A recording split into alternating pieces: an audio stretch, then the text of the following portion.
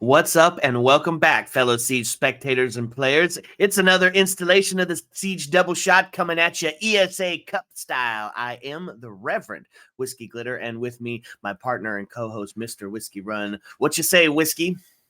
Welcome everyone to the ESA Cup Season 8 playoffs. We are in the quarterfinals, getting to see Ghost Army versus Les Boulistes today. And the winner of this is going to get to see Envision Esports in the semifinals coming up here. Ghost Army beat both of the teams that we cast last week, Crown Zero and French Power. So they're the number 2 seed, taking on the number 7 today. Looking very good. This is going to be a good match, my friend. Yep, I'm excited for it. A best of three, and hopefully we're going to get to see all of them this time.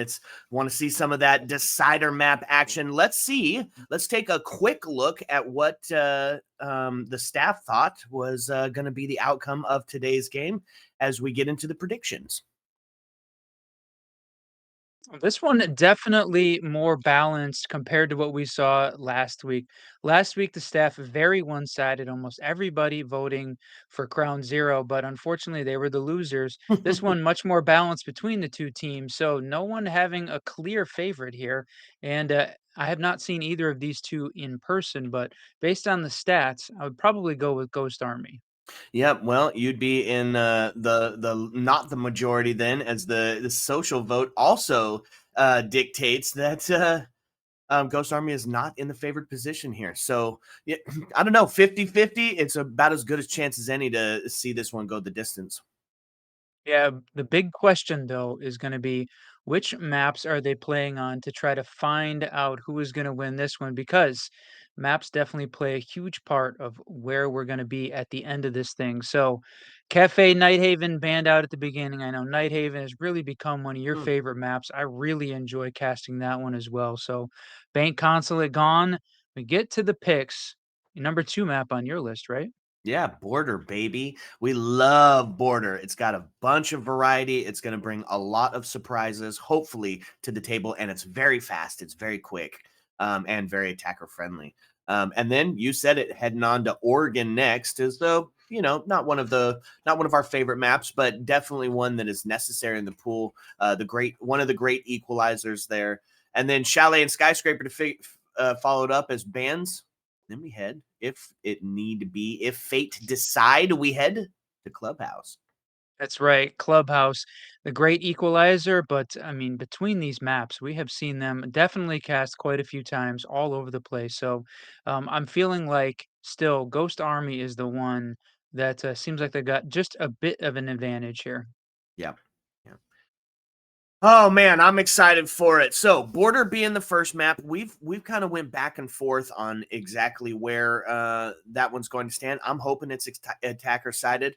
But real quick, I guess before we really talk about those maps, let's take a quick look at the standings.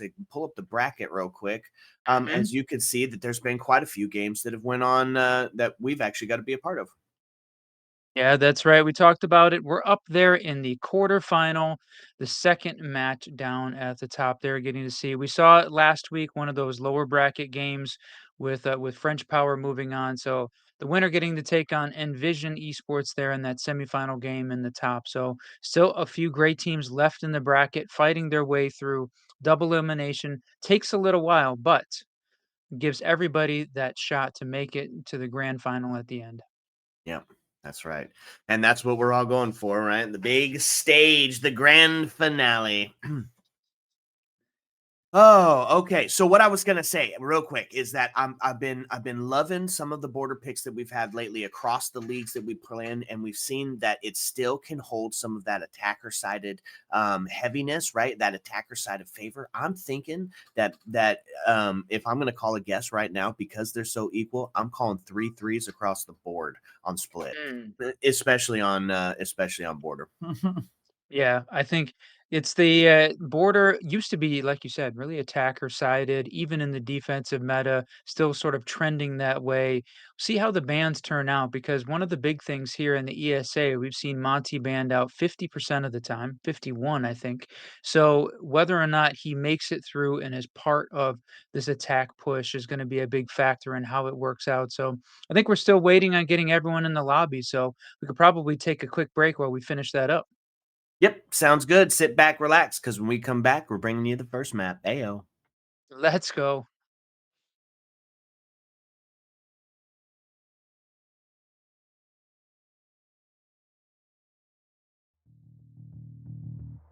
What's up, and welcome back, fellow Siege spectators and players. We're getting started here in this best of three, and it's coming at you on Border. Just to remind you, I am the Reverend Whiskey Glitter, and with me, Mr. Whiskey Run. Are you ready for this, my friend?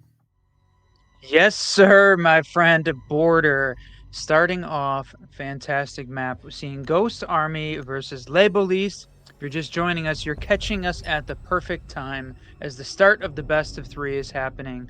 And that is Brava down. So potentially expecting this Ghost Army team to play a lot of electronic utility when they get on attack or on Yeah. defense. Oh, yeah. Maybe even specifically some Maestro play. That's the big hope. That's what we love to see on the 2F location. Monty going to get the next ban out. And you were telling me pre show, was he banned out, what, 51% of the time? Yeah, 51% of the time here in the ESA. So specific amongst these players, definitely not favoring the shield changes that we've seen come out. So Monty going to be banned off again. That's huge. He's really changed a little bit of the game with along with this the shield rework. So the teams understanding that he has definitely increased in his value from an attacking perspective, going to get him off the board along with Fenrir. Fenrir as well, Border's got some very specific push points that Fenrir can make it difficult for the attackers to get in the building, or at least get caught out, especially with all the breachable walls. So, and having Solus off, no electronic utility going to survive through the prep phase, at least until that new rework comes in. That's right. So we head up to 2F to start us out. Classic hold here, Armory Lockers and Archives. And they're going to bring some familiar ops to the board. Going to see the Mira being picked right away and Valkyrie to back it up. Two of the staples of this 2F defense. Going to spread out some of that camera because we talked about this being a game of intel and opportunity. Valkyrie going to soar in that specific area. And then the Mira, we've seen it placed in a lot of different areas, right? We see it sometimes on the main breach, so they can do some impact tricking, or a half breach, so they can do just regular Mira shots. We've seen it on the half wall. We've seen it in Fountain and in Office. So I'm curious to see where it's going to go. All I know is it's going to be devilish to try to deal with.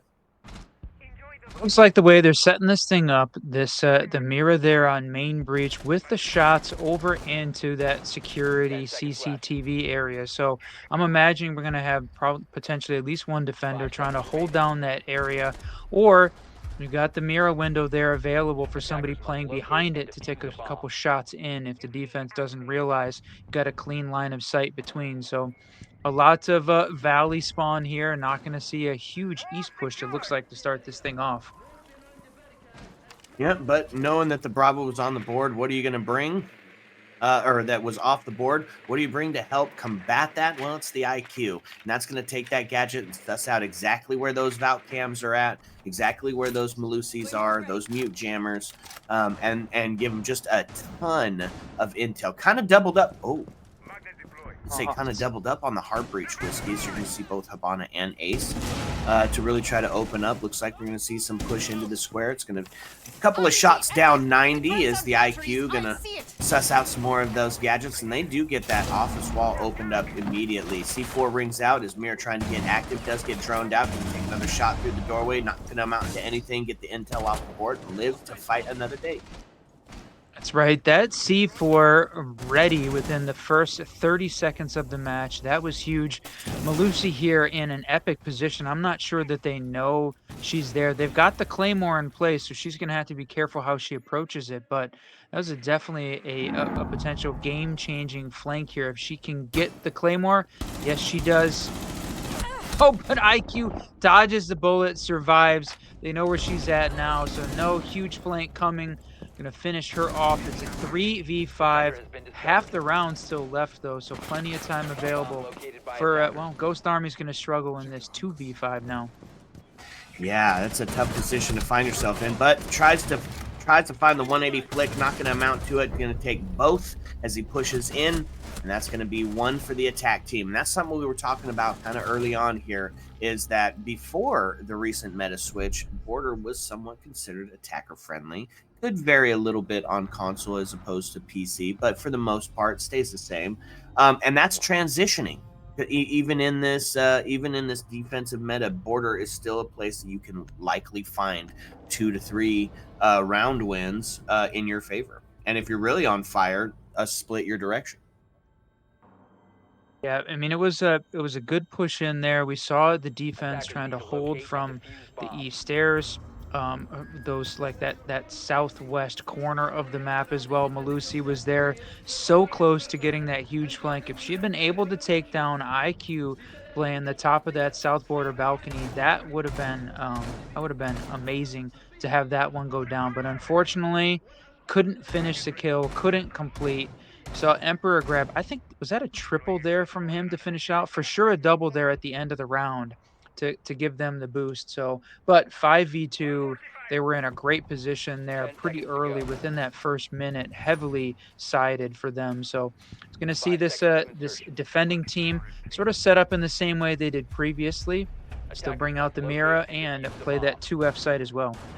Yeah, one special switch here though, going to take themselves off the intel and bring out the Goyo, a little bit of area denial. So slow them down. This looks like they're going for an adaptation that is going to bring out a kind of a pace changer, right? Not going to be able to rush in and get those kills like that if you've got a floor full of fire to stop you.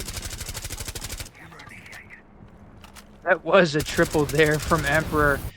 One early and then two to finish it off. So continuing to play the Ash, that counter to the Mira utility. See, we've got the Ghost Army again playing those stairs, trying to hold on, trying to find that southeast corner. Here she is again. It didn't survive, but was able to kill a little bit of time. This time, though, we're going to need to convert to try and Goyo taking a couple shots, Emperor getting one, but then going down. So gonna see Malusi go 0-2 trying to hold on to that position, but at least they're able to take the top frag off the board, that 4-1 Emperor and the Ash. I don't know if she even used her utility to try and open up any of those mirror windows, so that's gonna be a huge loss for this attacking team. Yeah, absolutely. And it was a huge kill, and it was the great adaptation to Goyo to find both of those kills, I believe. Yep, two of them. And that is going to be the IQ to answer in return, taking us now into an equalized numbers. We find ourselves 3-3.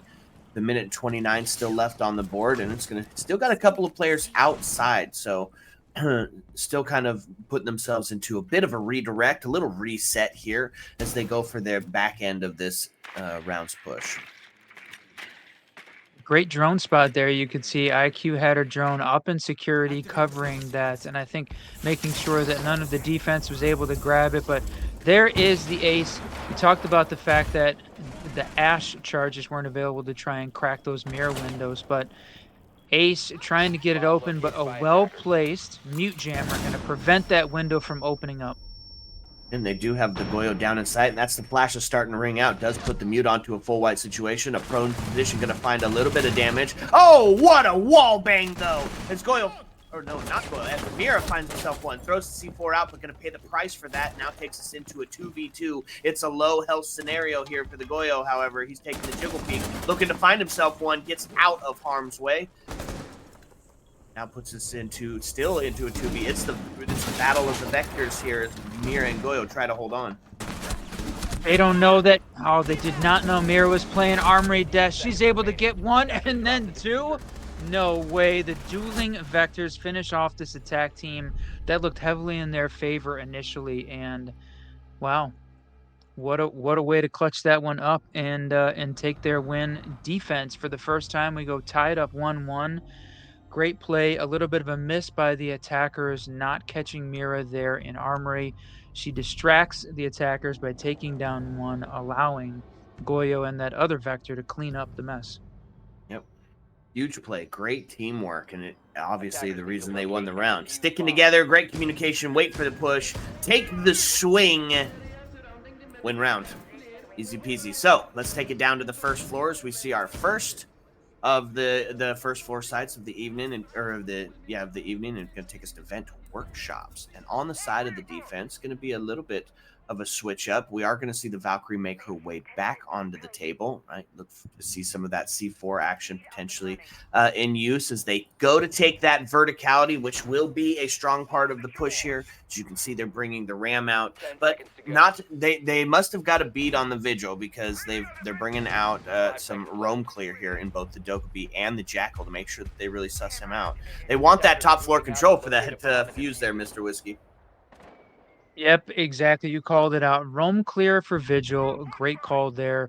And try and clear out that top floor so that way you can get the most out of bringing the fuse here. And we know for sure that the defenses typically like to try and hold on to that 2F Armory Archives area when you're playing Vent Workshop. Got to try and hold on to that as long as possible. So the fuse, I think a bit of the wild card. Don't see him played in competitive play very often.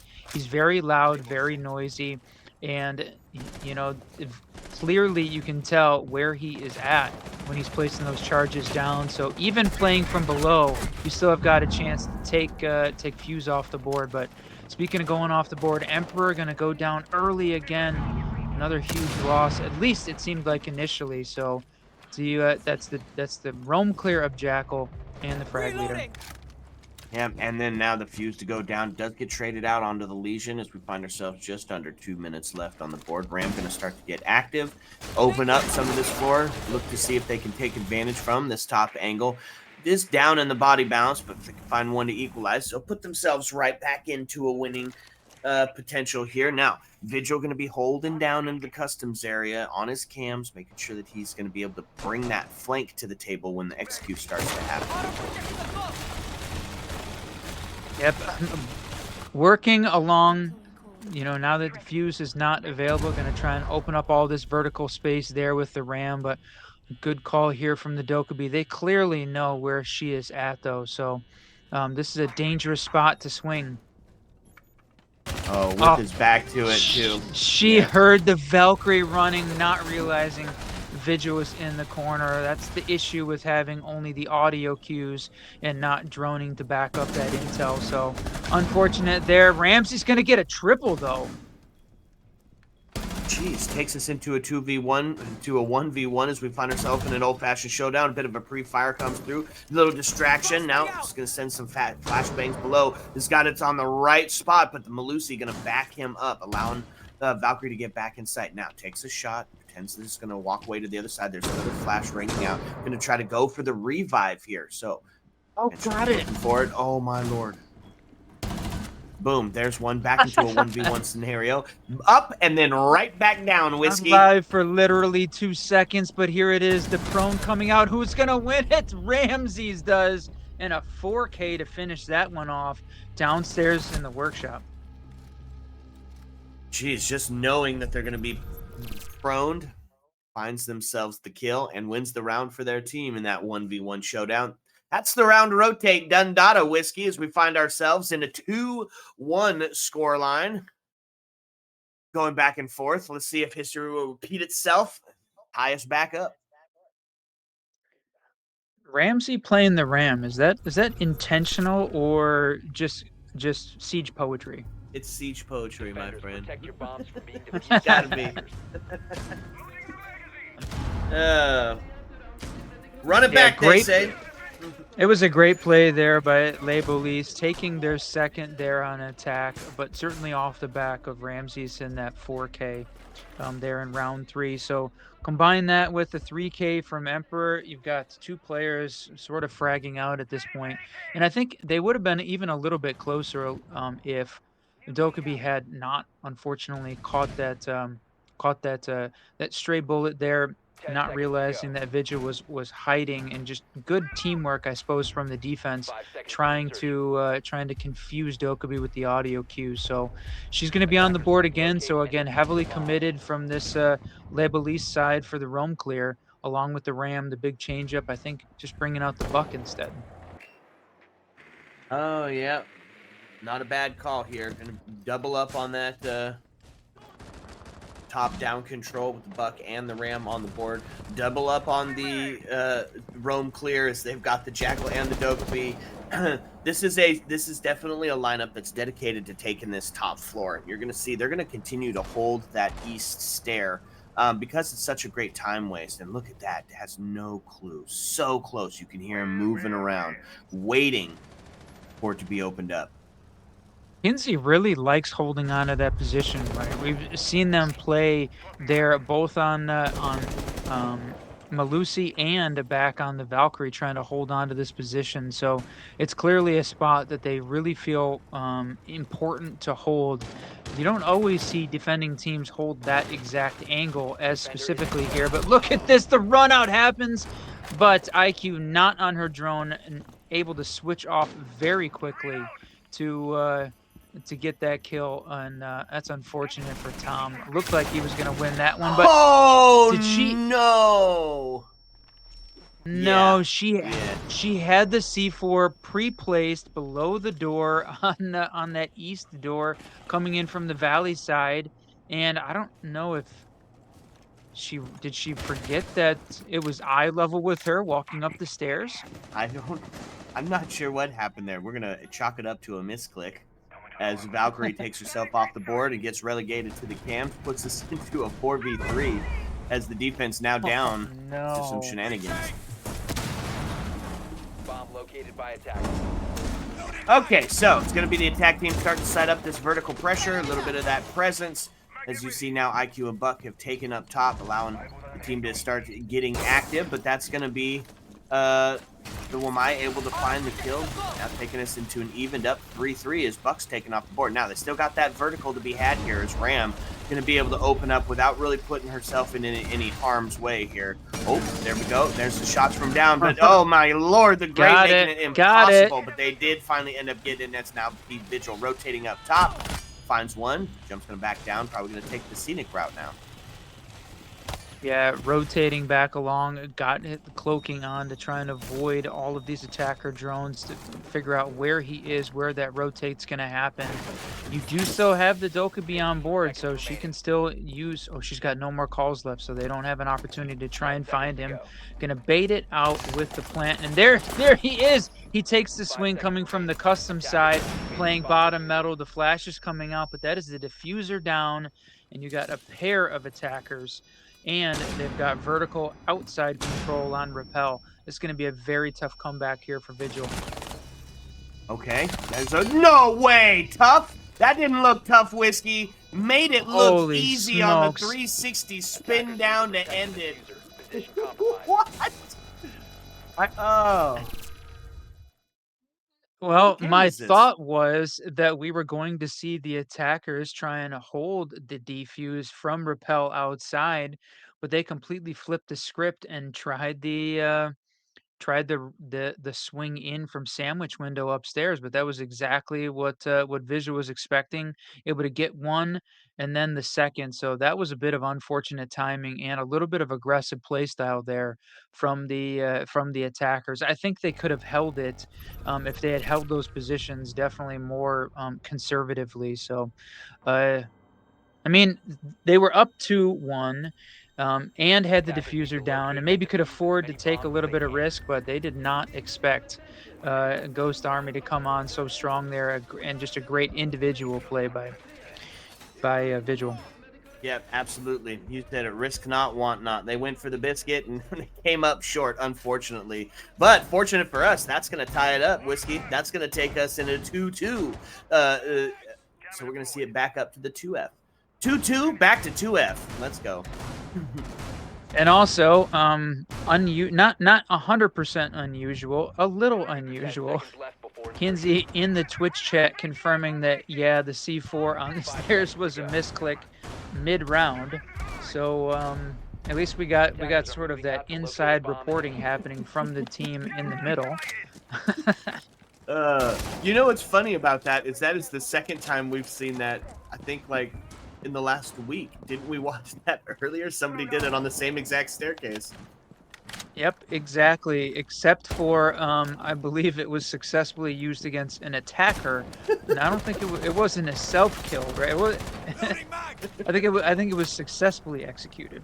Ah, well, potato tomato.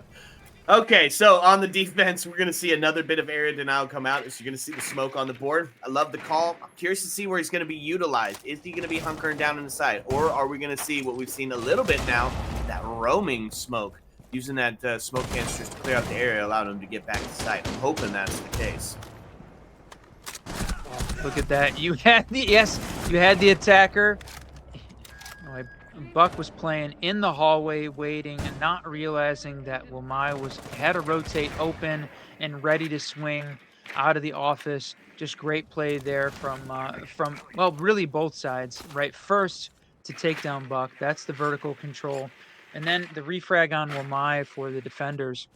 That's unfortunate for them to lose him because his utility is time based, but hopefully he got enough of those magnets down to be able to hold off a little bit of this attacker utility. Yep, and so they start to push in. It's going to go for a bit of an office take for this upstairs area. And make it tough for some of those gadgets to get active as they open that whole thing up. And now Ash going to use her speed to cause a little bit of a distraction, maybe make him think that it's coming towards that breaker area, and push all the way around to come in from the backside. So setting up this pinch, but they've got a dedicated presence up here, including the Mira. Yep, the Hibana charges there prevented from opening up the mirror window or cracking it because it had the mute jammer in place. There we go. You can see that one coming out now, hitting perfectly, cracking the window. But mute jammer still. Oh no, the mute jammer did get cleared. Yep. Yep, opened up. So now Lisa acting more like a complete reinforced wall there. No serious advantage to the attackers. A little bit of loss for the defenders. You're going to see that Flores come out, and Smoke playing there deep in sight, trying to prevent this office push. That's where he's playing. Oh! What a shot. Flores going to find one. Now puts us into a 3v2. Defense up. C4 going to ring out and find one off the long bomb. Holy cow. Now it's going to be the mirror opened up, but it was a distraction, but he wasn't afraid. He took the shots anyway. Smoke to get taken down. Now puts it into a 1v1 situation, but he dropped Hatch, and he's running. Oh! He's going to win it for his team off the back of some, on the back of a marathon. Oh, wow. Ash, incredible play there to be able to grab that double. I don't know how Mira whiffed those shots as she came around from behind the window, but yeah, Ash wins that fight, then wins the fight on Smoke, even with the shotty. A little bit surprising there, but teammate saved the round with a rotate down through the hatch. Well played, good game sense to understand that that was going to be a bit of a risk. To try and stay and fight with, somebody on a roll like that after you got a double, just looking for that 3K. Yeah, that's right. He was able to nope right out of there and W key his way to victory. Now takes us one up for the defense. We find ourselves one round away for the half here. Bathroom teller site, and looking like it's a pretty good run here for that 3-3 split. Border just sits that way. It's just got so much potential to be attacker favored that when the defense steps it up, it equalizes it even in this meta that we're living in. So Bathroom Teller is going to be the next site that we're seeing, and we're going to see a very similar lineup. We are, however, going to be bringing the castle out. I love it for here. It's really going to set the pace on this last round for the attackers, really funnel them into their own sort of kill box, direct traffic, if you will, and cause them to use a bunch of utility. Yeah, you called it. The interesting thing about the defensive sided, attacker sided, just take a look at the ESA stats. We're not going to get to see the map today, but Skyscraper, typically attacker friendly, attacker sided. Here in the ESA, it is a 71% defensive win rate. So sometimes it doesn't work out that way, but what this rush is going on They went direct and got the diffuser down. Now you got hockey playing on repel. This is exactly what we need. Plus the gridlock from behind. No runouts, no trying to repel in. They're going to hold much better this time. And based on how much the defenders pushed, I can't believe we got. I can't believe we got. Look, oh my good whiskey. Tell me what is going on here, my friend. This is a game of all games, my guy. Got to have 7 seconds on the board. He's going to go for the run up. Can he get back in? No, but the Claymore going to end it. A rush plant to be successful even when it was all falling apart in a 5v2. What is this freaking game? Oh, my Lord. I love it. I love it. That I think that was all 10 kills that happened within a 1 meter radius of that window. All of the kills happening directly on the window during the repel in, during that quick plant. Then the plays outside, including the claymore to finish it off. 100%. Every single operator died on that round. Unbelievable, my friend. Woo-wee. Okay. 3-3. 3-3. Geez. We were trying to get a point off about splits, but the, the team's commitment to the quick plant overruled everything in that last round, and it went crazy. Man, what a game. Okay, so we're gonna switch gears up here a little bit and see the op swap. As we're gonna see the attack and defense switch it up. So let's take a look at the defense, what they're bringing to the table. As we are gonna see 2F for their first location. It's gonna be much the same with one adaptation here. That is the real standout, I think, and that is going to be the Azami, the architect being brought out to the table here. It's one of the things that we see banned on border a lot, and if a really good Azami is going to be able to really dig in on this 2F site and just really not allow anybody to get in. We'll see if this Azami's up to snuff, of course. That first half of the map saw the two sites that they played most often go back and forth, right? We saw 2F played twice, Vent Workshop played twice, each side winning 1-1 for both of those. And then again, 2F and then that basement site going back and forth. So very much back and forth. No one particular site a real advantage so far in this game. We're only in the first half though of the first map, best of 3. So if you're just joining us, again, great time to be here as we're watching just the second half of this first map. And, 2 minutes left on the board. I'm still replaying that last round in my head. If that Claymore isn't there, he might stick it. It was so close to the timer. Okay, started to dislodge those players as Twitch got on and opened up that window inside the fountain area.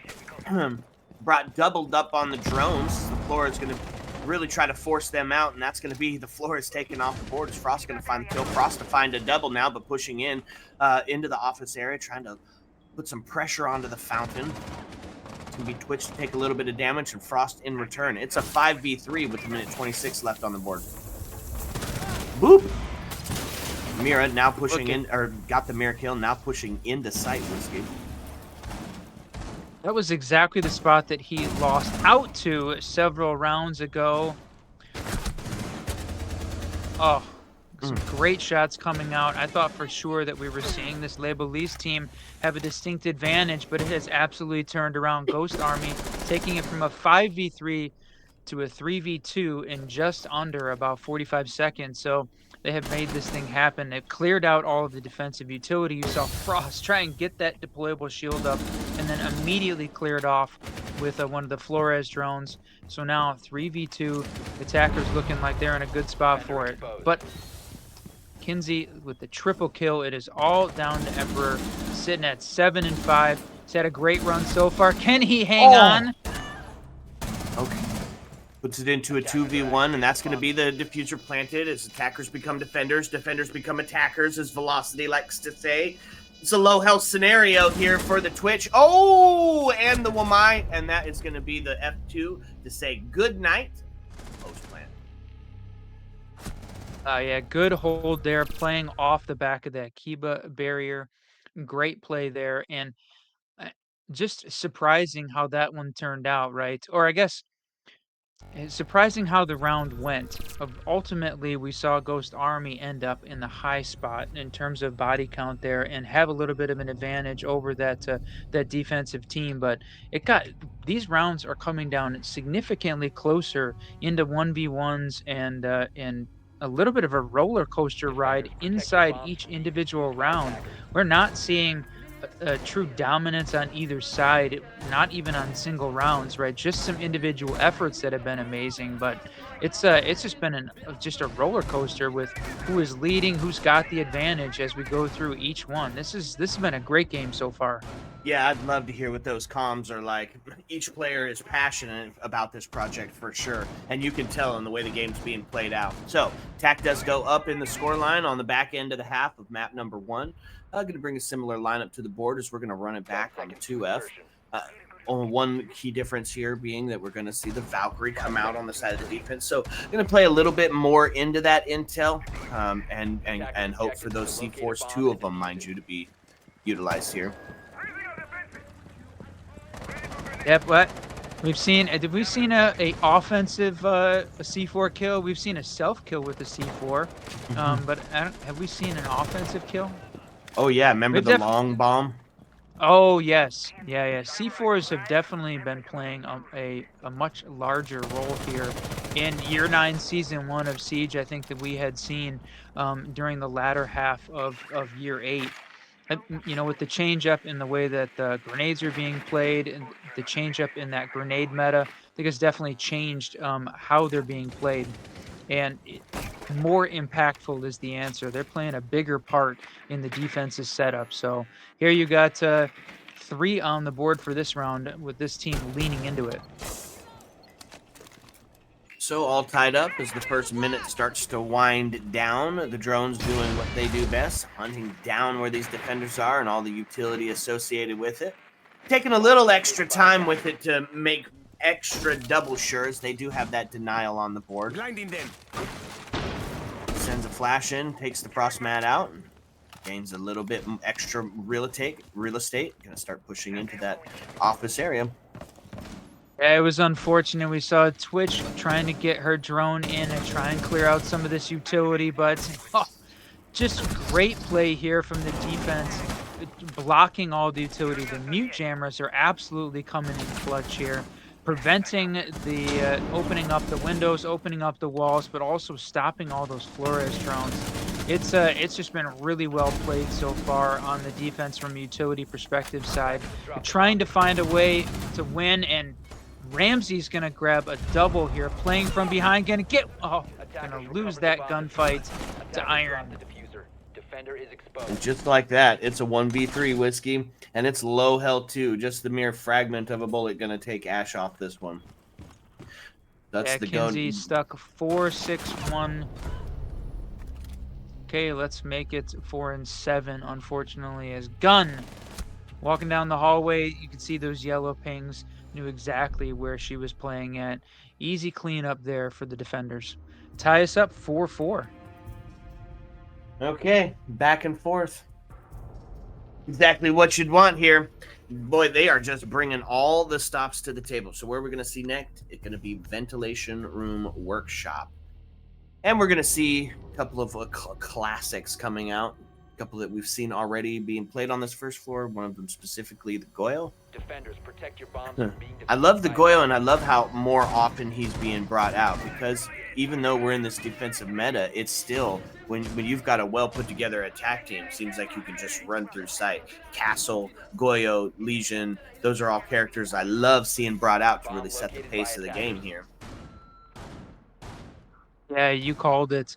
Uh, Changing up the pace, try and slow down, and I think it's a good call here because overall, if you look at the entirety of this match so far, we have definitely seen Ghost Army play more 10 seconds aggressively, remaining. both on defense and on attack. So from a Les Boulistes approach, try and slow it down and try and Attackers slow are heading them out to down. defuse a I think bomb. it's a good call. Attacker's And bomb diffuser has been although, dropped. to be honest, I Attackers love will cover seeing the the diffuser. attackers. I love seeing teams that play very aggressively. I think it makes the game interesting interesting to watch, a little bit more fun to watch, although a lot of people say it's not in the spirit of Siege, the tactical game. But you know, when you see a team that plays very well together, plays very tactical, but leans toward the aggressive side, it can make for a really interesting match. Yep, and there we go. Starting to see a little bit of that contest ringing out as both Legion and Ram going to take a little bit of damage. The Dokkaebi, who we actually see, at least in some of the leagues that we cast, we see Dokkaebi banned out so often. It's fun to see her being able to be played here, and it's just giving away all of this location. Now, does he know that there was 2 in there is the question. Yeah, you know, you talk about Dokkaebi in the ESA Cup, she's banned only 10% of the time. 10%, which is unreal compared to the NAPC leagues that we're typically casting. She has significantly higher ban rate there, but look at some great shots there. Oh, great. And I mean, the attachment, the change in the attachments, the rise of the ACOG, we're definitely seeing a little bit more of this long range engagement happening, and it shows for some great clips. they don't know that they're standing right beside each other. Amazing. Was that So is that good. Ramses and Sajuro playing right next to each other? Emperor trying to watch the hatch. There's the drone, but is it a missed drone? Yes, it is. I do not think that Ramses was droned out here. Oh, There it there he is. goes. There it is. Finally coming. He's going to run.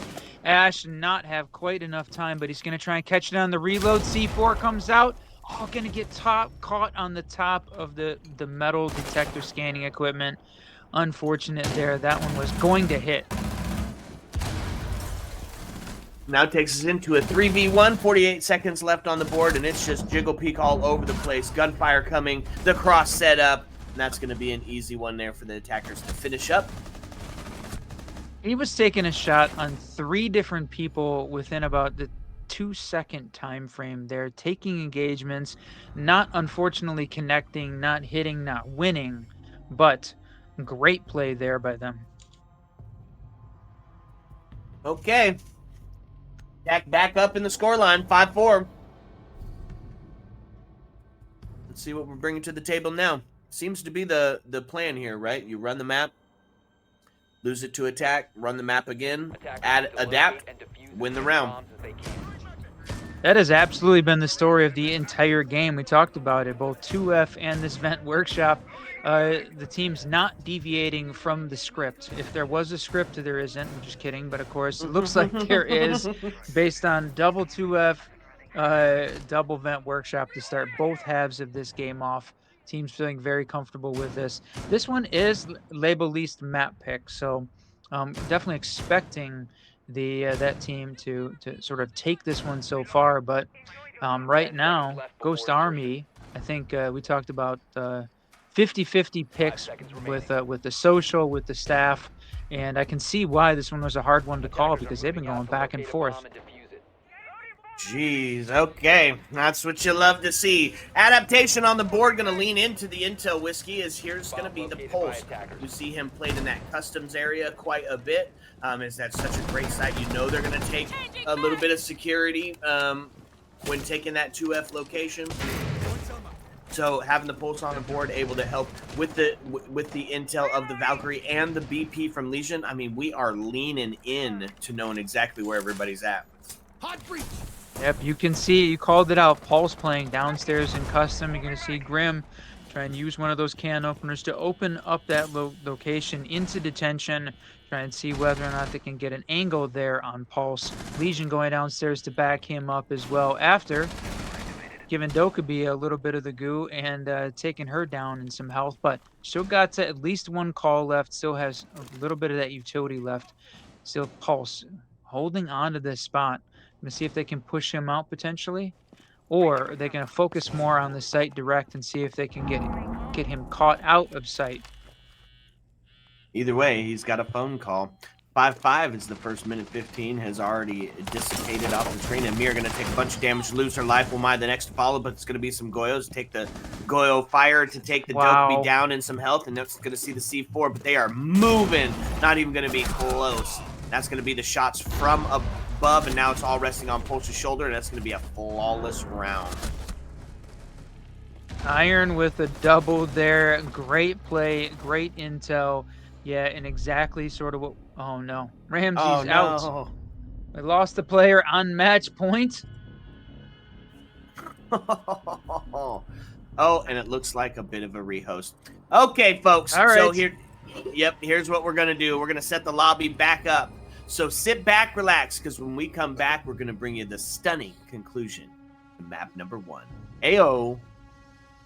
Let's go.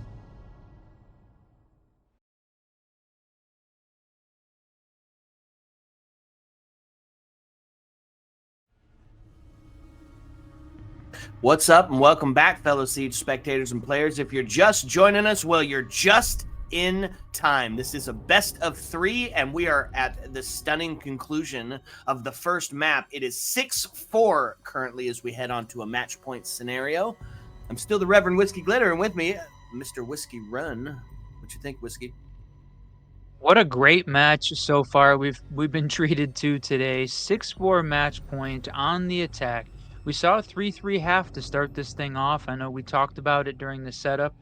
Border has definitely fallen into that 50-50 sort of map range, with attackers gaining a little bit of ground on the defensive side of Siege currently. But I think the highlight for this map in general has been the fact that it's a back and forth, and a little bit of extra aggression on the side of Ghost Army has put them up. We saw some 3Ks, some 4Ks come out, some great individual effort on the side of Les Boulistes from Emperor and Ramses, but it's not enough to stop the slightly more aggressive play style that we've seen Ghost Army bring to the table today. So some great rounds. It's all down to the last 2. Can Les Boulistes hold on for another 2 rounds to force OT? We're going to see Ghost Army take the first map, not their pick. We head into the second, Oregon, which is theirs. So right now, Ghost Army definitely got the upper hand. We start here on the first map point of the evening. Yeah, you said it. We saw some 3Ks, some 4Ks, and even some 10Ks. That is definitely pretty rare to see all 10 players die in a single round. The Claymore, the 6th man on the table there for the attackers. You know, a complete strike there with all 10 going down. We joked a little bit about that at the beginning of this round, whether or not we were going to see it happen, but I can't believe it. We actually saw all 10 go down in a perfect strike. Already a bunch of damage done onto Wamai here. He finds himself on the receiving end of quite the spray, taking just over a quarter of his health. Still alive, though. Still alive, but he's barely breathing. Going to be Ash up on the balcony there. Going to take a quick look, just really unafraid in their current position. Now they do have the cross set up from outside. You can start to see these Rotero drones jump in, try to force out some of these defenders, right? That Mira being in such a critical position, and the Mute doing such a good job. They did bring some impact EMPs this time, or not impact MP, just EMPs in general this time to try and deal with that. Yeah, we know that there it is. You can see the ace charge coming out, the Selma getting blocked there by the Mute Jammer. Iron's got the Thatcher, so you hear that go off in there. They're going to open up that sight line. Going to try and push Mira out from the fountain area, but she's holding a tight angle. Flores going to win that gunfight? Yes? No? Maybe. And Ramsey's sitting there waiting as well for the refrag. No way. I can't believe Mira went down. There it is. There's the refrag coming out as Ramses does take that shot. Ace going to refrag him, though, and we're at a 4v3. Right now, Les Boulistes a little bit on the back foot. They've got to find a way to slow down this attacking team a little bit more. That's 1 star, but Valkyrie lost a ton of life trying to get that kill. Yeah, and that's a 4v3 starting to push up, and that's going to be Valkyrie to lose her life on that kill, now putting us into a 4v2, and on this match point scenario, it's starting to fall apart for the defense. Going to need to see some individual heroics, and that's going to be 1 found, but now it's all going to rest on the shoulders of Mute. Still has a C4 in hand, going to find 1 kill off the back of the SMG-11. No. He's running, almost going to lose his life in the process, but the long angle going to take him down, and that's going to be map 1 in the books. Yeah, great run there. 7-4 victory for the Ghost Army. Kind of what we expected rolling into this match, or at least after the rehost for sure, because of the way we had seen Ghost Army play, that play style initially. Really good run from them. It's unfortunate we don't get 100% of the stats. Would have loved to have seen what the complete stats were there for both teams because there was definitely a lot of kills happening on the side of the Ghost Army. So they just played a little bit better, a little bit more aggressively. Boulistes is going to have to try and find a way to change up the script there, find a win now on Ghost Army's map pick. Well, you heard it here first, folks. Okay, so gonna get the lobby set back up for map number 2. So sit back, relax, because when we come back, we're bringing you another map. Ayo. Let's go.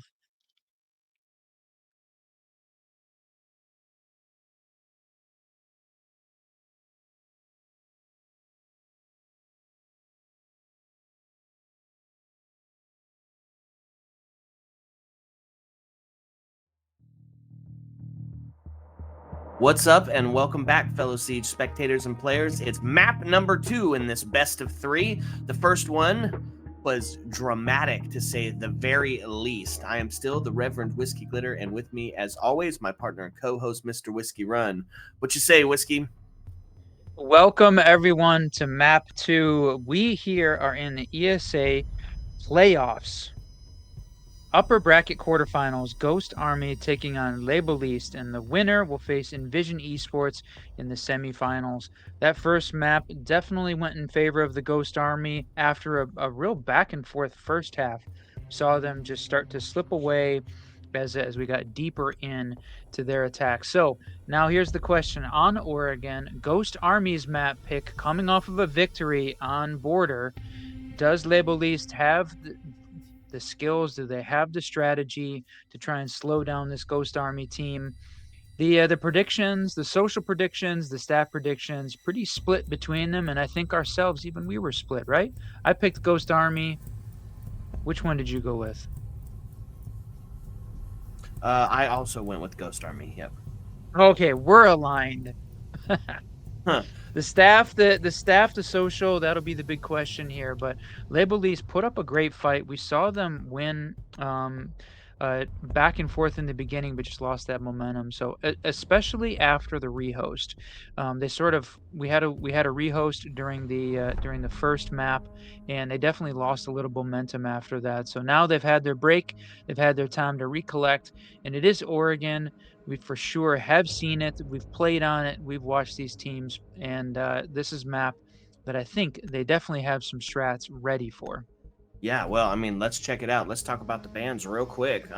Couple of classic ones that were taken off the board early, right? The Bravo to go, Solus, the Natural Call, Azami was so pivotal in that last one. But here's a crazy thing: Blitz being banned out. This is only the second Blitz ban in ESA history. The first, which was in season 4, which was 2 years ago.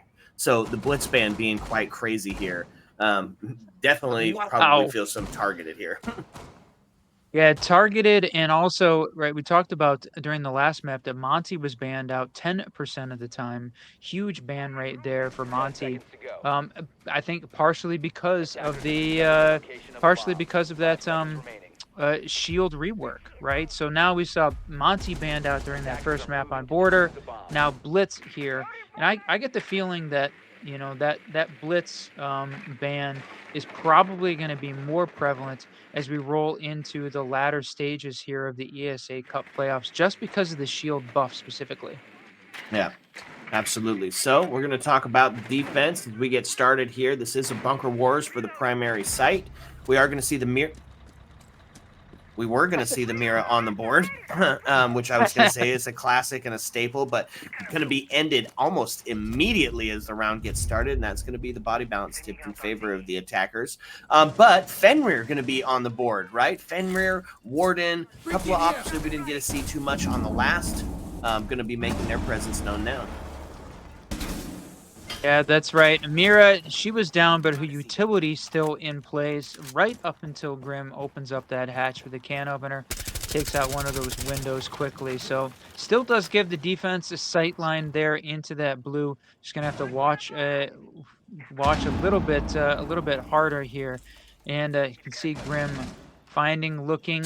Oh, they do. He's gonna check and see. These open up that sight line, and the bees do ping out one of the defenders. So this Grim, his utility, his pick rate also increasing dramatically here across the board in Rainbow Six Siege. His gadget just provides a ton of intel here for the attackers.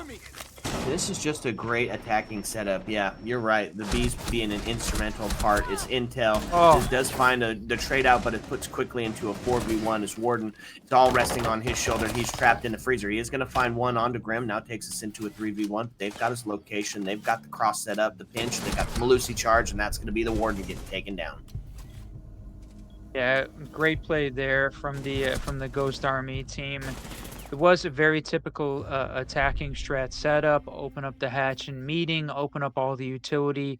Grim just pinging out where all of the defenders are, and then a little bit of a spread out push there from the attackers. But they had the intel that they needed to identify where all of the defenders were playing. Going to see them take round one there on attack. Going to see a very similar Attackers need to repeat locate to what and we defuse saw on the bomb. border. Gonna go back, the defenders go back, play that same bomb site again. So we're gonna go back down to the basement and see what Les Boulistes can put together to try and hold the basement better this time, understanding how the Ghost Army was going to attack it. Yep, we'll see. Yeah, you said it. On border, it was play the site, lose it, play the site, adapt, win it. Unfortunately, that strategy runs out at some point because if you keep letting them take rounds, they're going to just reach the end first. And that is exactly what happened on the last one. It was the 10 back-to-back seconds left double. before It sealed it insertion. up. But before that, we did. It was back-to-back all the way 5 seconds up to to go. round number 9. When the decider Attackers came are through. moving So, out to locate yep, a head bomb. back down, do a little adaptation. Gonna see the Goyle on the board, kind of help slow them down. Think the key will have to be Wamai staying alive a little bit longer than they did on the first round. As Zert, or not Wamai, the Zert, staying alive a little bit longer than they did on the first round. I think he's already made it there. Yeah, survived. No peeking there gonna happen. So lots of drones happening on this defense has got one player in small tower. They look like they're gonna drone it. Yes, they are. They are. They're gonna drone completely. You got the Wamai playing up there in small, and one of the defenders playing in big tower. So it's a much more spread out, much more roam heavy defensive setup here from this Labelese team. With that Wamai jiggle peeking, fighting with the drone, but so far has survived, kept himself alive. And who's going to win this battle with the Ash? Pre-fire's coming out. The drone is hoping to distract, but it loses, unfortunately. Now a second one going to come. It's the Grim opening up, trying to gain this intel on exactly where Wamai's playing at. Going to pay off as he gets that kill. That's right. So it puts us into a 3v2, minute 44 left on the board, and it's going to be Malusi holding the angle on to Grim. Grim knows he's ready. He sees, he shoots, he wins. Triple kill now on the board Wow. as he takes us into a 2v2. Yeah, that was just clinical. Walk up, find the person, tap him in the head, move on to the next. So it's going to be Mute coming down to be the next contest a little bit quicker now. Oh, and going to find a free kill here. Oh, a He gets a quad kill. quad? Now on pace for the ace, brought it all the way back. Has to find Mira, who's coming up on the backside. Potential to find it. Oh, no. Here we go. He's gonna do it. He's gonna ace it.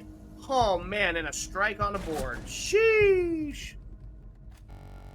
Iron, holy cow, where did you come from? Absolutely coming alive, playing the Grim, refragging Ash to start it off in small tower there, taking down Wamai is a huge way to kick this map and this round off here for the Ghost Army, going on a 2-0 lead to take basement twice. So now we're going to see Labelese on the back of that strike redeploy here to the 2F location here on Oregon, and they've got to come together and find something that's going to work. A little bit of individual heroics for sure on the side of Iron, but overall just falling apart individually here.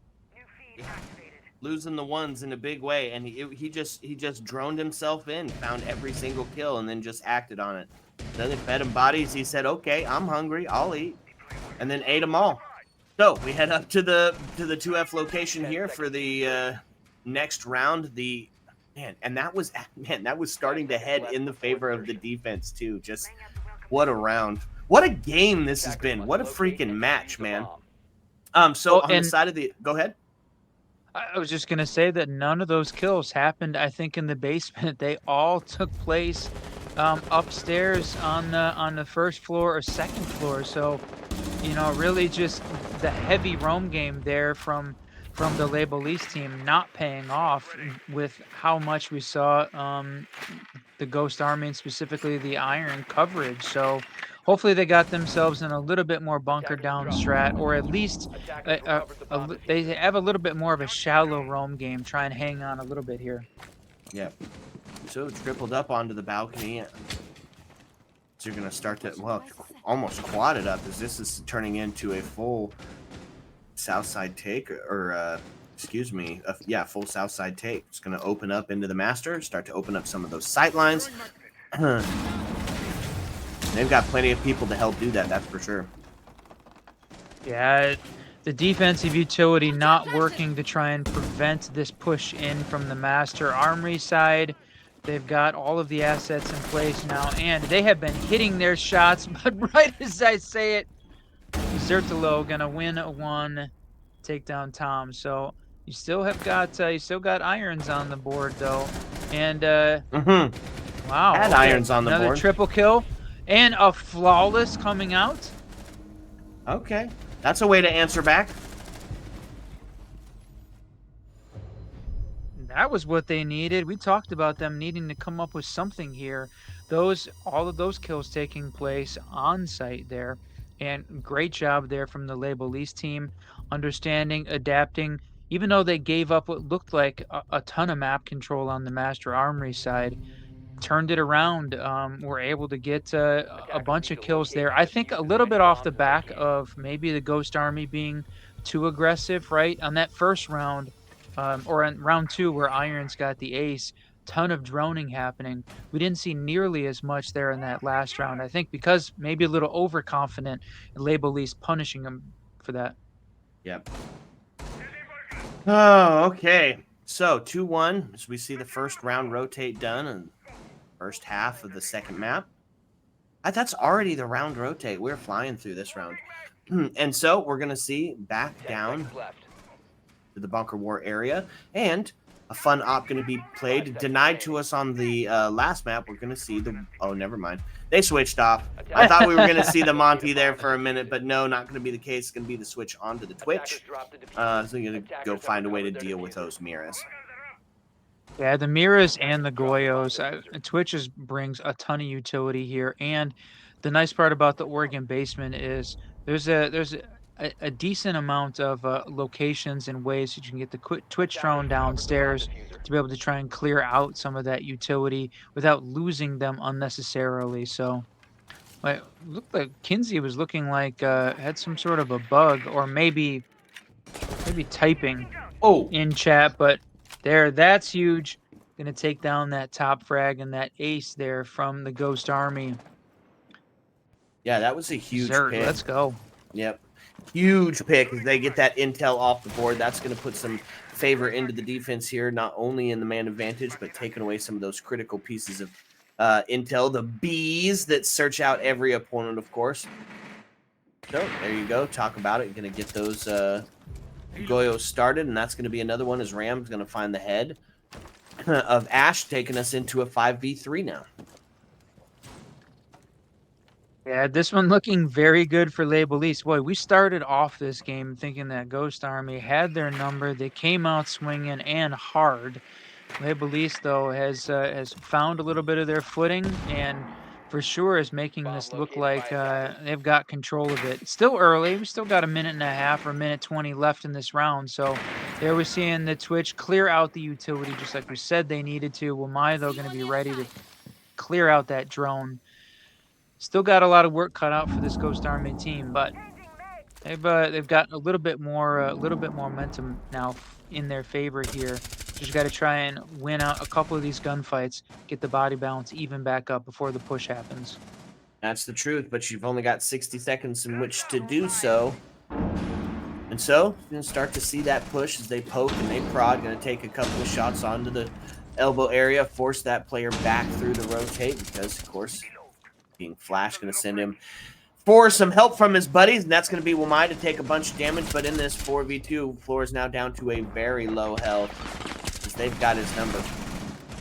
They are all pushing. Now, there's going to be one, but it's going to be the impact ring out. You run, you die. Mira's going to pay the price for that. Now puts us into a 3v2. This is a situation we've seen before, but Ramsey with triple kill now takes it all onto the shoulders of Flores, and he is one bullet away from being totaled. Yeah, when you're up 5v2 in the man count, you could afford to do what we saw this Boulistes team do, which is take a couple of the frags, watch the rotate come downstairs through the hatch, and send one of your defenders upstairs to try and put some pressure vertically from the hatch. Worked out really well in their favor. You can again see Legion, Ramsey is just being extra aggressive, trying to answer back some of the aggression with some of their own, and we are tied back up. So um, just a lot of mental fortitude here for the Les Boulistes team to find a way to come back and win two after looking like they were very much on the back foot on round 3. Yeah. Okay, tied up. That's exactly what we wanted. I mean, we asked for it. They brought it. So we're going to see a little bit of some turf sight as we're going to see the open meeting being brought and a couple of classics. And I love to see this. It is the castle being brought out. Going to really do a great job of sealing off that meeting area and forcing the attackers to expend a ton of utility. Typically, what we like to see here on the attack side of it is the Thermite ESA combo. You can use it either on the split side or the rear stage side. Hardly ever are we going to see going for that kitchen take.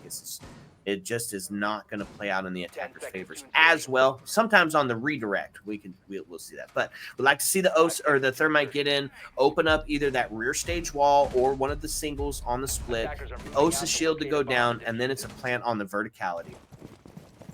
Yep, and you called it, and that's exactly what these attackers look like they're setting themselves up for. All 5 spawning construction, pushing in for big tower. So going to try and quickly gain control of tower, attic, and then that split like you called it. So or the that backstage area. A lot of defenders still in place, got themselves ready, but look at this. There's the Thermite opening up, got one of the defenders. Oh, they did not reinforce it. They left it soft and are able to take down one of the Thermite charges with just shooting through the soft well. Great adaptation there from the Les Boulistes side. Yeah, now it maintains that vertical pressure and presence. Now, they're going to still be able to open up this backside, and look at this. Going for the swing, the C4. Oh my lord. What? Can't believe she got away with that, Whiskey. Just a chaos, a cacophony of sound as the explosions and the bullets and the tracks are all ringing out. In the end, as the dust settles, Thermite, the only one to lose his life in that exchange. Holy cow. How did Bandit not die? How did he survive that engagement there with Gridlock and make it back past the open wall and get the rotate back down to the basement? That was crazy, my friend. Absolutely. Yeah, that was crazy. Okay, so defense up in the man advantage here, but just starting to push in as Flores finds himself inside of sight. Down below, oh man, just close on taking a bit of damage, but not going to be the case. The flash rings out, going to look for the swing from the other side. So they're both looking that direction. Oh, does find one. Bandit it's a little bit closer. He goes down. Blinding them. Yep, another flash coming out there. You got 2 players in the kitchen trying to hold on, trying to protect, but Kinsey going to take one. Oh, finally, Gridlock goes down as well. Boy, the trade's coming back just like the rounds, back and forth here. It's a 2v2. There's still a minute on the board, but everybody being a little extra aggressive.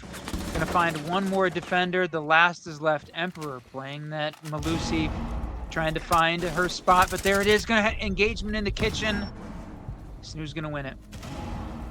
That was crazy. Just all of a sudden, attackers had sight, but we're not in a position to make the plant in the 2v2. Defenders all off site, but coming around. And then, of course, attackers going to find that W, and that's going to put them up over the quota, right? 1 win on attack on Oregon, you're doing all right. You'll be fine. 2 attacks, you've hit your quota. If anything above 3 is feeling pretty good. Now, if I'm on the side of the defense, we have to win this round. This is a must-win scenario to go into the other half, unless we're going to see a battle of the attack yet again.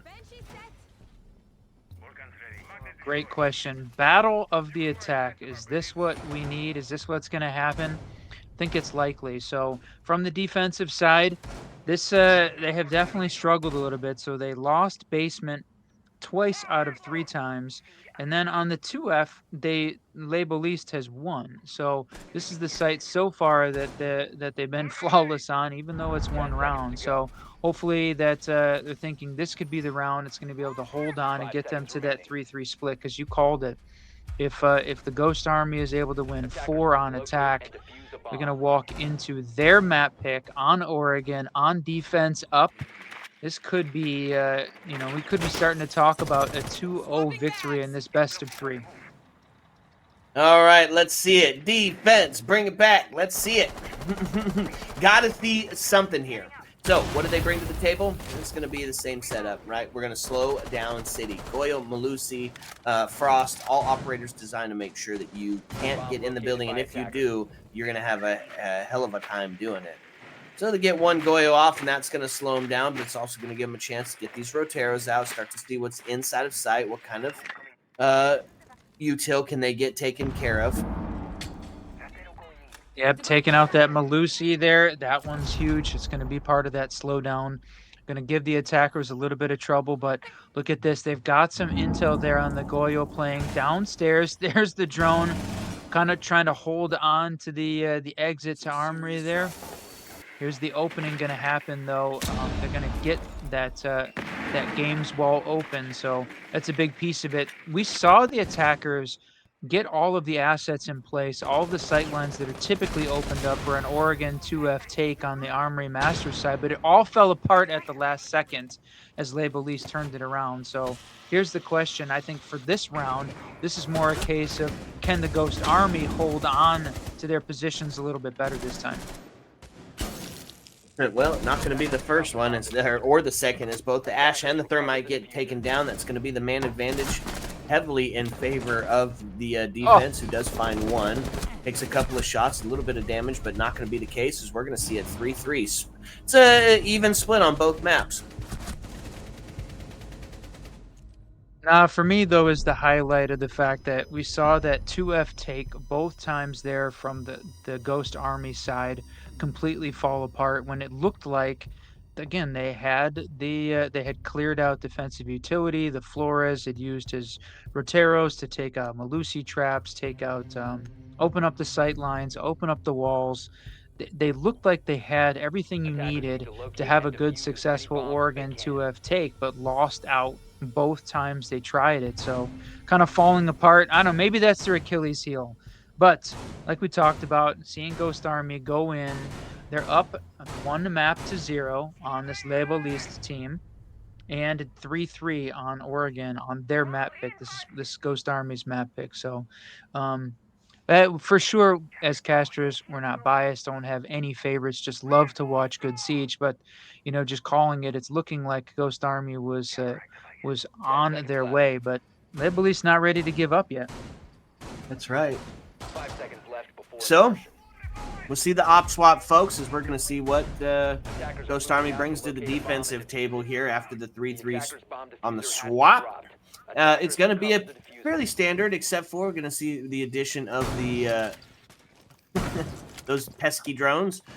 See the addition of the Fenrir on the board, and I love the Fenrir call because he's really going to be part of that. He's going to be one of the conductors of how the attack team can get in, because he can change around what location those devices are put into. I love the addition of the Fenrir. If he's on the board, he should be brought almost every round, I'm thinking. Yeah, and I don't think we saw Boulistes play. Did they play Fenrir at all in their defensive half?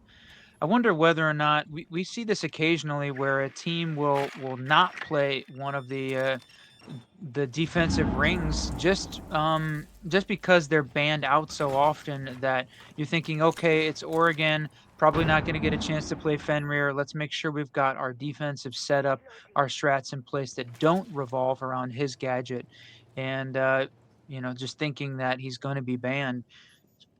But I completely agree with you. If he's on, he should be played. Okay, so the first minute 15 has wound down. The drones are doing their job, sussing out these defenders. And you see air jabs start to go up to start to protect that flank, which is something that we saw a lot on map 1. Mainly that vigil being used to do so. And start open up these hatches and get some vertical pressure applied.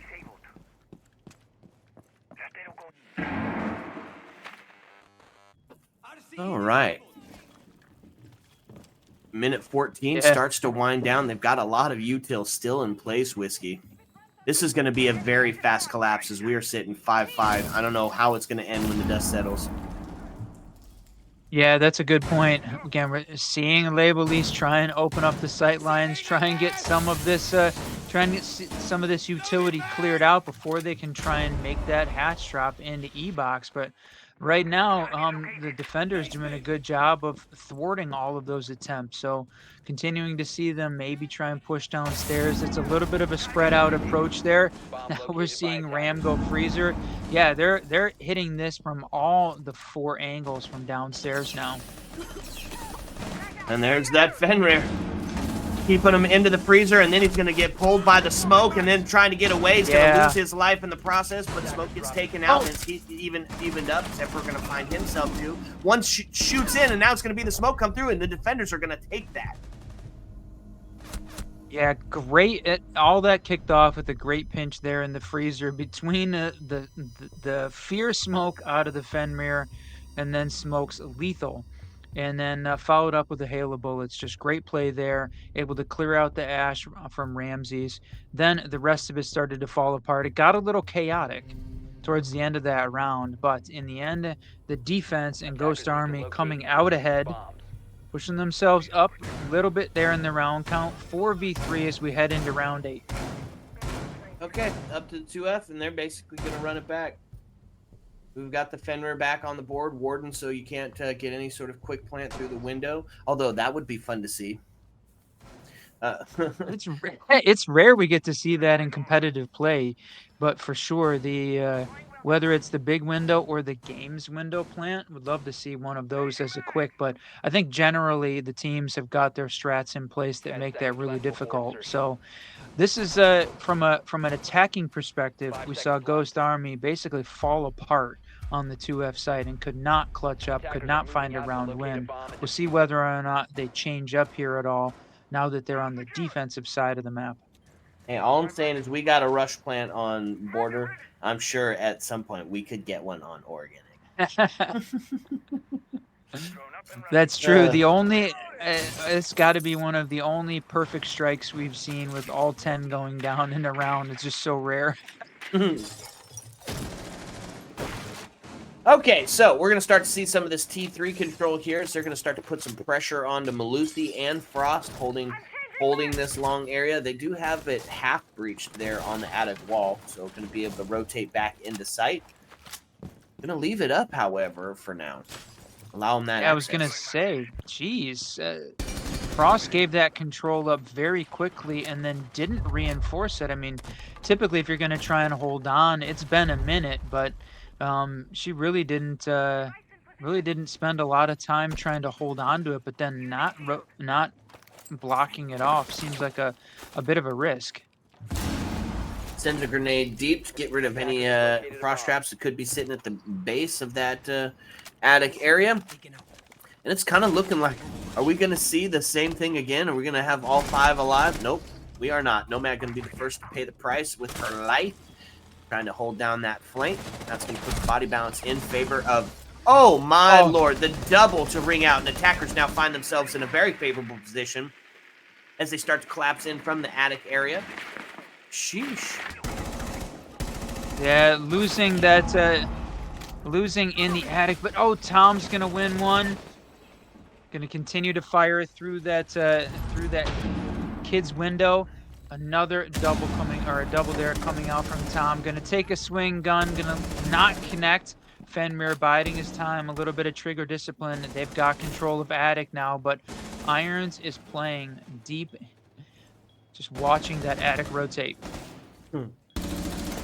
Yep, and that's going to be the pre-fire across the main breach, but not going to amount to anything, and it's going to be IQ kind of caught in a pickle here. She keeps bobbing and weaving back and forth. 40 seconds left in this 2v2, and that's going to be IQ going to be the first to go down. The swing in onto attic, and that's going to be Zert taken off the board. Now into a 2v1, into a 2v none.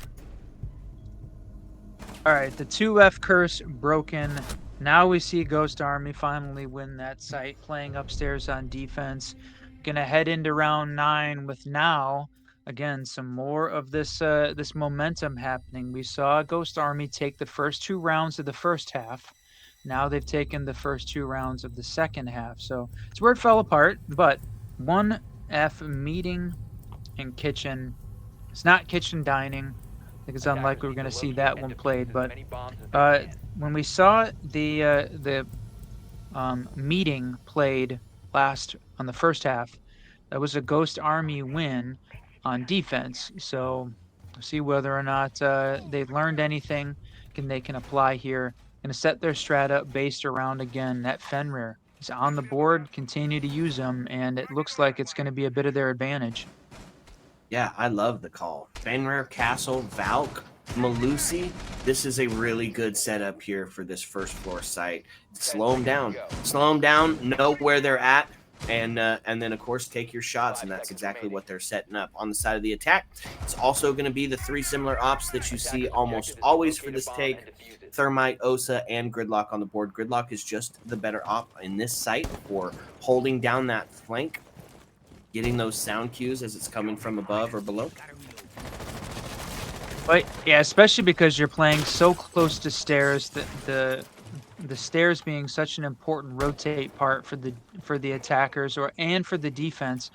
Going to try and find their way through the basement, and you don't want to have to try and watch 2F and basement all at the same time. Just use the Gridlock there to try and slow them down and do a little bit of damage. And because they do such an effective job of covering the entire stairs, it just makes it really easy for her to hold on. I agree. Definitely the superior flank watch operator here for a 1F Oregon take. Just making quick work here as they've already got the top wall opened up. That's going to be a C4 to ring out. And what a beautiful throw from below, baby. Takes a talent shield off the board, allowing the Wamai to now put some pressure on the back of attic as well. But that's going to be 2, actually, as Fenrir going to be on. Clear shield is ready. Yep. Oh, the impact coming out, and it connects with the shield, and yep, and downs the Osa. She's still she's got herself in a position, I think, recoverable. Yep, going to be recoverable. And there's this trade as Rams is going to find one. And the Valkyrie goes down, so it does put us into a 3-3 here. 3-2, unfortunately. Oh, wow. No. Yeah. 50-50 gunfight, a loss there in the 1, and now it's down to a 4v2 again as Valkyrie is recovered. It's been looking very tough here for Les Boulistes. Yeah, it is, especially so close to this match point scenario. So there we go. They're going to start opening up. It's going to be Osa looking into kitchen, trying to find one more to put it firmly in their hands, but they're on the other side of the map. So you're going to start to see them rotate up. It's going to be, Flores gets taken down from the long angle. Now going to all be resting on the shoulders of Osa, who is 1 bullet away. The hatch drop. Oh, look at the collapse coming from all directions. Kitchen and green coming down the stairs and dropping the hatch from attic. Osa was not going to survive that engagement, but just a great play, great coordination there from the defenders, as even though we saw the attackers very quickly gain a lot of real estate, get the thermite charges open, get the 2 walls open that they wanted, they lost to those fights up in the attic. Osa going down early, that was unfortunate. So even though the Attackers trying to impacts locate got a and little bit of a defuse any nerf, bombs as they can. saw them used very successfully right there to take down the Talon shield and down Osa at the same time. So yeah, even though they've lost a little bit of damage, still lethal here in the current meta. Yep, that's the truth. That is the truth, my friend. So 6-3. We now have to see the attack be perfect for 3, as you talked about. And how are they going to do so? Well, they're going to bring a Ying to the table.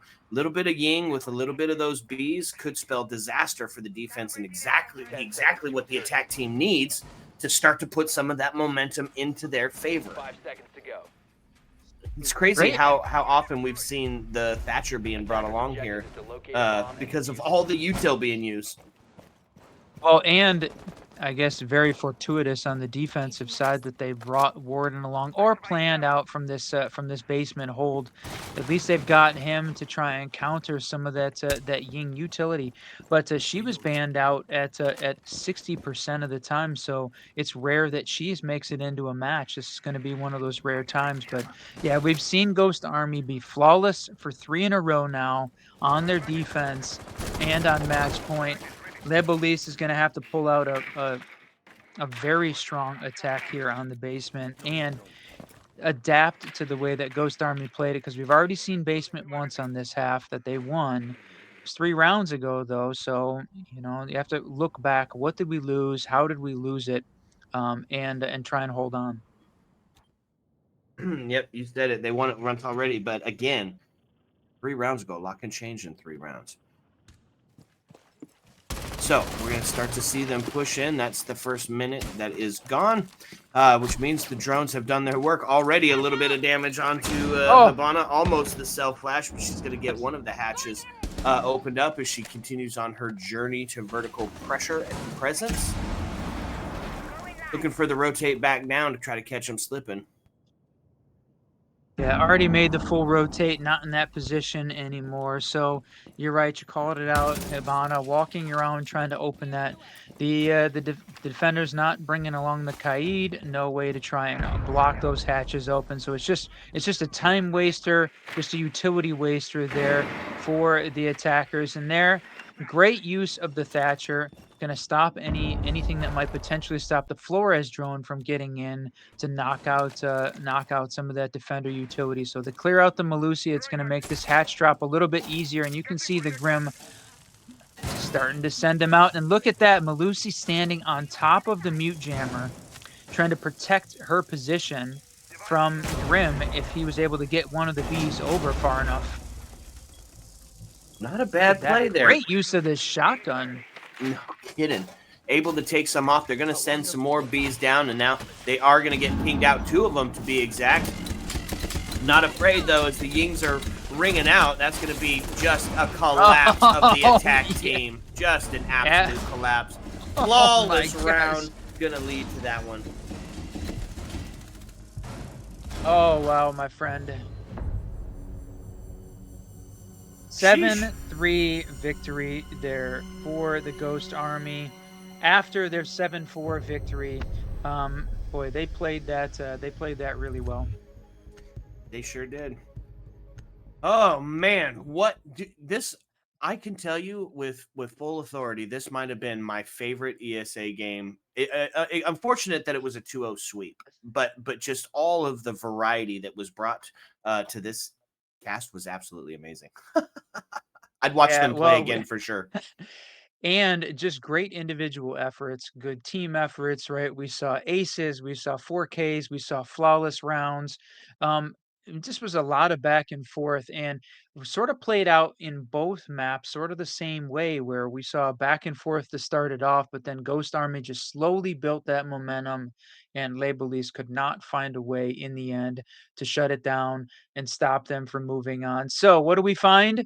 We got ourselves in a position here, Boulistes moving down to the lower brackets, and the Ghost Army team moving on to face Envision there in that semifinal game in the upper bracket. Yep, that's right. Okay, look forward to seeing some of those games. But for us, The Whiskey Boys, we have alas come to the part of the evening where we must bid you adieu. So as the lights start to dim and the jukebox starts to sing closing time, as always, my friends, you don't have to go home. But you can't stay here. Ayo. Let's go.